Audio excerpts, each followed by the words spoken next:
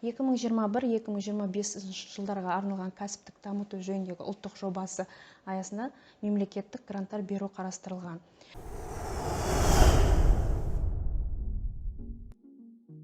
Биыл мемлекеттік гранттың беру шарты мен көлемі өзгерген. Бұрын мемлекеттік гранттар барлық жұмыссыз азаматтар, жеке кәсіпкерлер кәсіпкерлік негіздері оқуын оқып ала алса, биылдан бастап жастар және әлеуметтік осал топқа кіретін азаматтар ғана қатыса алады.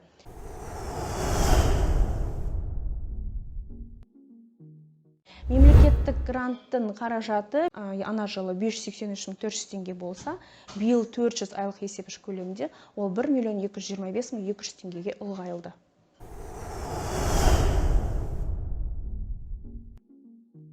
Мемлекеттік гранттар міндетті түрде биылдан бастап кәсіпкерлік негіздері бастау бизнес жобасы аясында оқу қажет.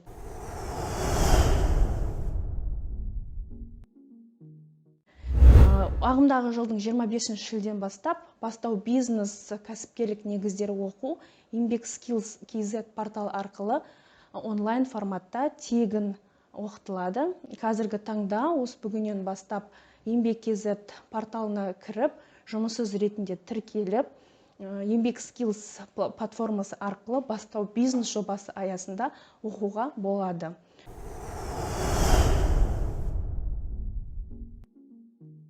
Бастау бизнес жобасы бойынша кәсіпкерлік негіздері Еңбек-Skills KZ порталында онлайн өтінім беріп, өзінің ЭЦП ключімен тіркеле алады. Ешқандай документтер жұмыспен қамту орталығына келіп тапсырмайды. Биылдан бастап барлық онлайн форматта өткізіледі.